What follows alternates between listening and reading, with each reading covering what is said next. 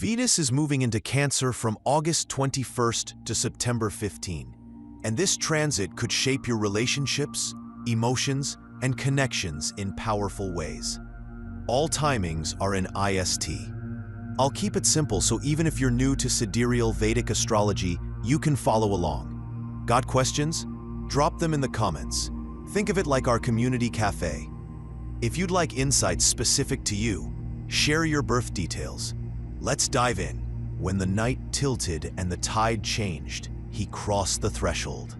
Venus stepped out of the buzzing market of ideas and into a lamp-lit room where water remembered every name it had ever carried. The doorway was simple, a quiet moment at 1:25 in the morning when most people were asleep and the world was unguarded. He did not arrive with trumpets. He arrived like steam curling from a cup left on a wooden table, like breath finding its own rhythm again. Behind him, the stalls of chatter and choice dimmed. Before him, a kitchen, a hearth, a basin for washing the day from your hands. This is where the season begins, not with spectacle, but with the soft click of a latch, the sense that someone just turned the light on in a room you had forgotten you loved. Your body knew it first. Heaviness gathered in the chest and then dissolved. The throat loosened as if a song had been waiting there, with its coat on, patient, polite. Your eyes grew wet for reasons that refused to stand in a line and introduce themselves. This was not exhaustion. This was the tide inside you answering the tide outside you. The world hummed with a new key, and your ribs felt it. He, Venus, changed rooms, and your nervous system pivoted to face him. He was not alone. The moon stood a little ahead, as though he had been standing at the sink, rinsing a bowl, waiting to place it in your hands. Beside them, Mercury sat at the table with a pen, testing the point on the page, readying a sentence that would not only be true, but gentle. Three figures in a hush. One who loves, one who remembers, one who speaks. Between them, the air changed. The room held them like hands cupping water so it would not spill. Outside, the east rose with an earthy breath. The world wore Taurus on its face, slow, deliberate, hospitable to what lasts. This was not an accident. Stability wanted a say in how tenderness would unfold. The cosmic weather said, "Let love be a porch light. Let wealth be a quilt. Let safety be a habit we keep." The day itself came wrapped in omens. Desire flickered with a sacred seriousness, not to be thrown like confetti, but polished like a ring. The sky's nourishment, an old benevolent rhythm, poured milk into every vessel that could carry it, blessing the ones who would feed and be fed. At the same time, a storming yoga ripped thin the nets that held false comfort. It did not ask permission to correct the story. The marketplace of value was favored. Fair exchanges, clean hands, the kind of deal that makes both voices softer when it's done. The weekday belonged to the messenger, so words mattered, and the way you said them mattered more. The moon's light was thinning. The tide of endings whispered that pruning is not loss, it is preparation. And the numbers of the day, 3 dancing with 2, announced a vow: speak so we may belong, create so we may be held, express so we may be understood. Venus did not enter a playground. He stepped into a practice. This sign tests him. It insists he learn the art of tenderness with edges. For a moment, the waters were calm. No harsh shout crossed the room at his arrival. He could exhale after the carnival he had just left, after the mirages that made every option sparkle, and none of them keep you warm. But outside the door, slow drums and deeper currents gathered.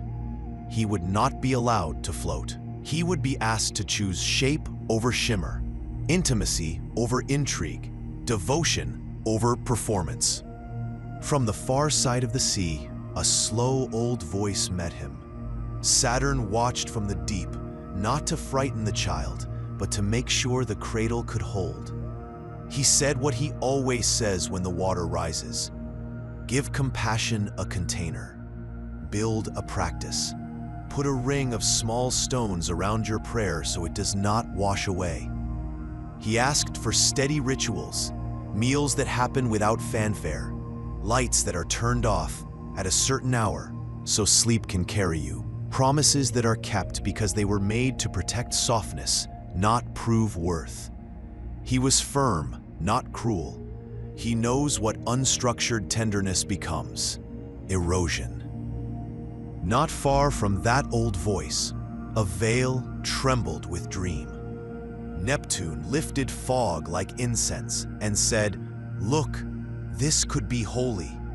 He showed the face you dream of when you are most honest about the kind of love that would let you remain yourself. He showed art, poured directly from the heart's well, compassion that remembered the exact temperature of another person's fear. But he has tricks in his pockets too. He can give a mirage the gravity of a mountain. And this season, he does not get to do that. The mist is tested. The vision is held to a flame. Neptune says, dream. Saturn says, bring it home before dark. Together they teach. The divine prefers a schedule. Inspiration wants a bowl. Across the room, in a house made of stone, a door opened on its own hinges. Pluto watched from the structure that still believes it will outlast you. He is the gravity of, this is how our family has always done it. The weight of, this is what success looks like here. The rules that look like safety, but often feel like tight shoes. He does not send a thunderclap. He sends a memory. The time you swallowed the truth so everyone could get through dinner. The years you spent trying to be the right shape of acceptable. He meets Venus eye to eye and asks a patient question. Can your tenderness endure this? Can your love tell the truth to the house that raised you? Will you let what you feed become strong enough to walk out, if necessary, and build a kinder house? Under the floorboards, a wire hummed. Uranus flicked the lights and sighed. Nothing that is false can be called safe. He is here to cut out the splinters you were pretending were part of the floor. He is not a sledgehammer. He is a precise blade. He asks you to open drawers and find the subscriptions you pay for with peace of mind. The habits that keep you fine and restless. The stuff you keep because throwing it out would mean admitting you became a different person while you weren't looking. He says declutter like you are making room for breath. He says buy fewer things of better quality. Choose fabrics that remember hands. Eat food that remembers soil. Not because it looks good on a list, but because your nervous system will know the difference. Above the roofline, the sun wore a crown and did not apologize. He sat on a throne that did not belong to him alone. He has the bearing of I am, and sometimes he forgets to add, and so are you. In this season, he is asked to remember both. He radiates dignity, selfhood, leadership. But the crown is not clean unless it has known humility. It was placed on his head by the dead and the living alike, and it must warm rather than scorch. He faces Venus's lamp and learns a trick. How to shine in a way that makes the room feel safe. How to be proud without making anyone smaller. How to stand alone without leaving the table. Beside Venus, the moon kept doing what he does best. He made feelings speak. He brought nourishment in ways that seem ordinary until you realize they are holy. He braided tenderness with responsibility. He knows the difference between comfort that coddles and care that strengthens. He will remind you to feed yourself before you are hungry, to speak before resentment matures, to sleep before your kindness thins. He does not flood, he sustains. He does not smother, he steadies. He will teach you to hold without binding, to tend without owning, to love without losing yourself. On the chair with the pen, Mercury listened to everything. Then he wrote it down the way a friend would say it at your bedside. He has learned to put pillows around a hard sentence and to leave space between paragraphs so a person can breathe. He is the part of you that texts, "Are you home safe?" and means the whole world by it. He will make letters sound like lullabies, contracts like promises two human beings intend to keep, apologies like doors opening. But he can also carry a mood into a message like die in clear water. He will ask you to check the tone, not just the truth, to pause one breath longer than you want to say less when silence can do the work better. Not everything in the room was soft. In a corner, a man rolled up his sleeves and examined a hinge. Mars is the one who can't rest when the drawer sticks. He feels a burr under the edge of things and is compelled to smooth it. In Virgo, his knife is a tool for finishing, not fighting. He will reorganize a pantry to calm a mind. He will proofread a letter, because the spelling error is the pebble that makes the shoe untrustworthy. He is the energy that turns anxiety into action. He can also turn love into critique. He needs reminding that perfection is a myth that ruins dinner. But when he is loved into usefulness, he is sacred. The hand that repairs, the body that carries, the caretaker who keeps water hot and bills paid, so tenderness can keep doing its work. Down the path, in the market Venus just left, a teacher remained at a stall. Jupiter's lesson echoes there. Enough is a holy word. He will not punish you for curiosity. He spent weeks with Venus, letting him try on every color. But he will ask you, now that you have seen the options, what actually feeds you? He has a lantern. He will stand there as long as it takes for you to say this, just this. Venus walks into Cancer with that word in his mouth. And now the story becomes yours. You will feel the changes first in the body.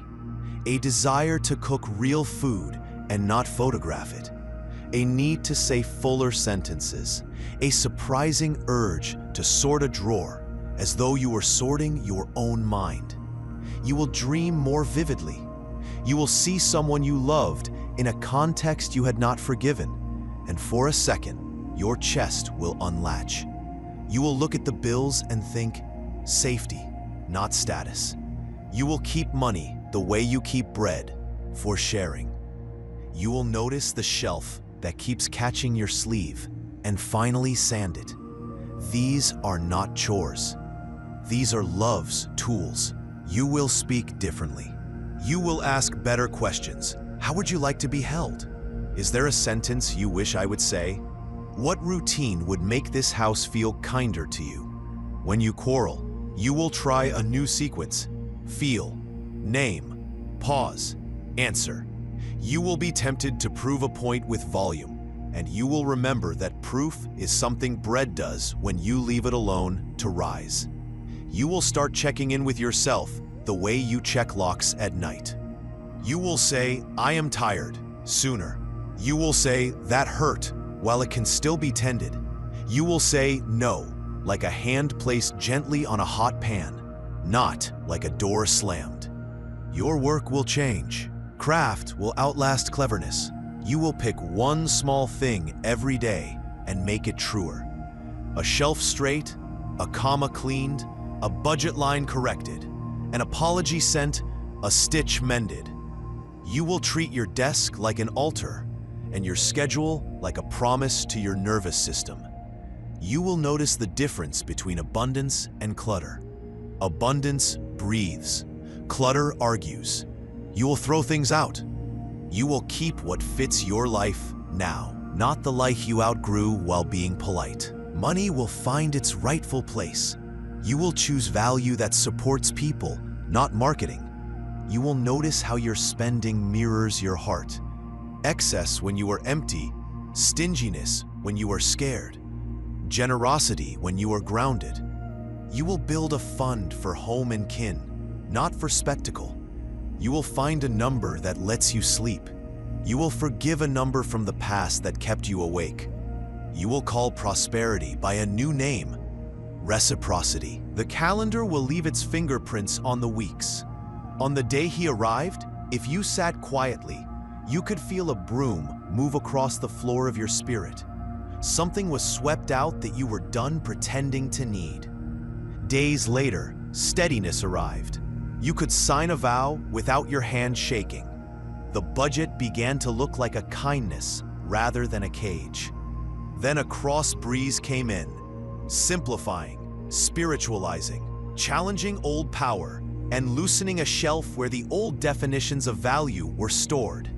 Expressions of love changed shape and refused to be coerced back into something tidier. Early next month, conversations will repeat with more wisdom in them. The second time you say it, you will not apologize for feeling. The third time you hear it, you will realize it was the truth both of you were trying to say all along. Later, the stage lights will warm. Joy will want to be seen. If you did Cancer honestly, Leo will not be a performance. It will be the sound a house makes when everyone inside is laughing at the same time. All season, the emotional weather will be strong, but intelligible. You will not drown. You will learn to read the water. You will begin to notice that most intensity is an invitation to name something. Naming is a lifeline.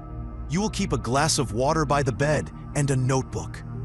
You will write down the dream about the hallway you grew up in and the one about the door that opened because you said hello to it. You will start blessing food again. You will cry when you wash a bowl because someone you loved used to make you tea in it. You will call a friend in the middle of the day and say nothing for a while. Both of you, listening to your own kitchens, present for each other, in a way that costs nothing and saves everything. The karmic threads pull quietly but insistently. The glamour of the crowd loses its sugar. The performance ends, and you are grateful for the silence that follows. You choose 3 good friends over 3,000 distracted eyes. You stop selling yourself, versions of you that you never had the time to inhabit. You tell the family story as far as it helps, and then you stop.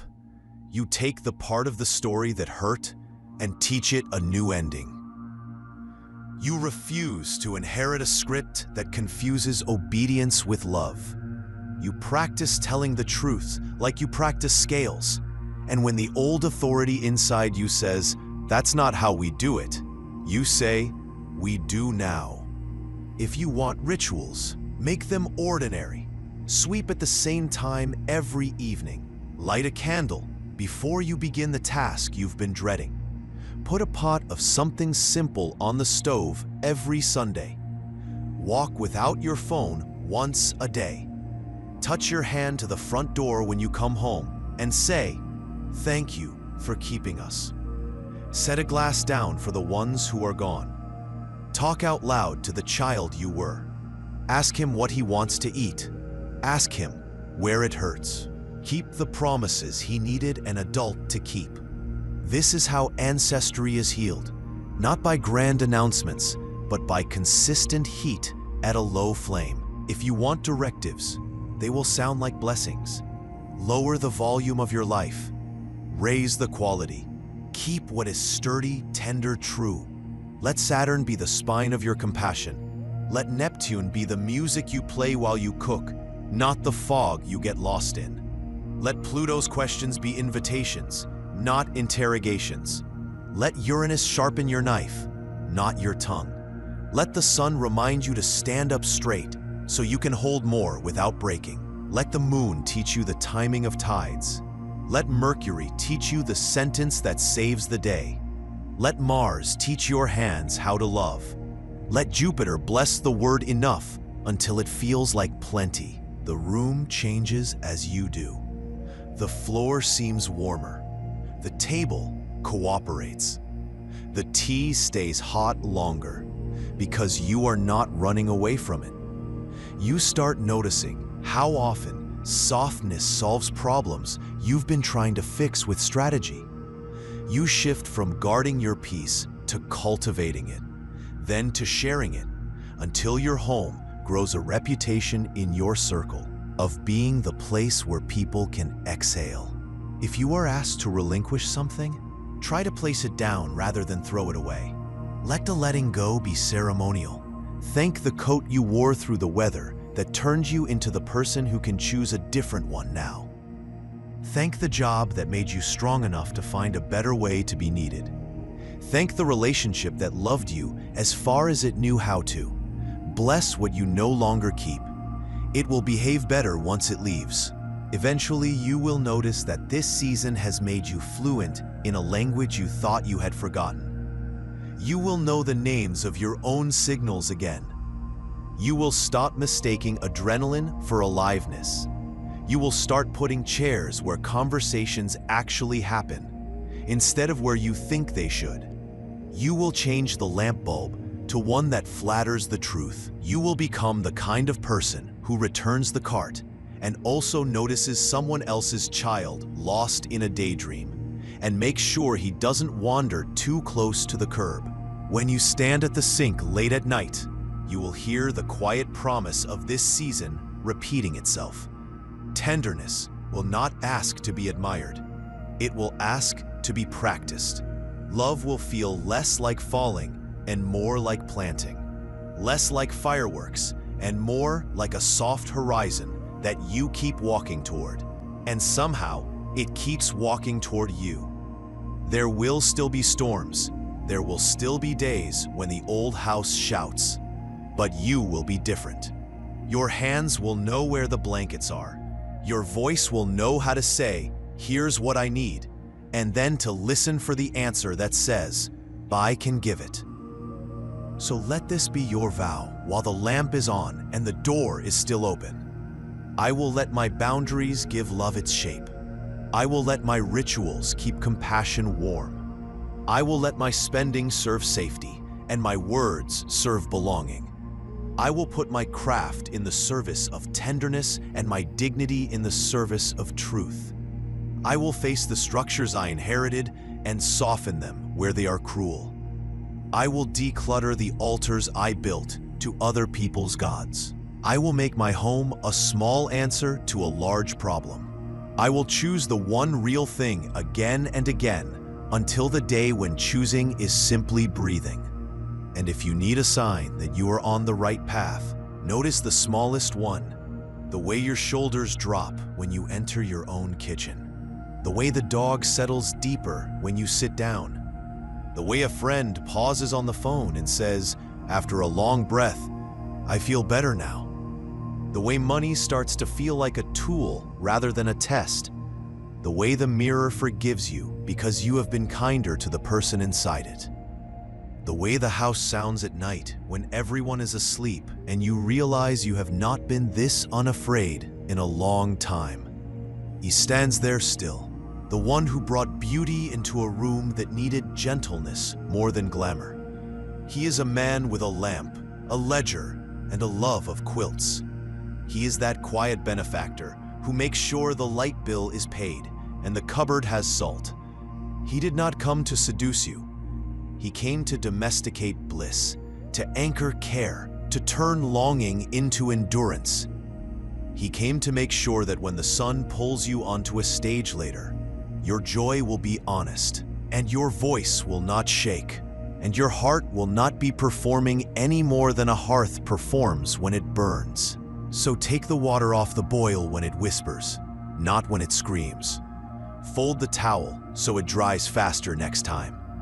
Speak the words that land like bread in an open palm. Keep practicing how to be ocean and shoreline both. Let feeling move. Let boundaries hold.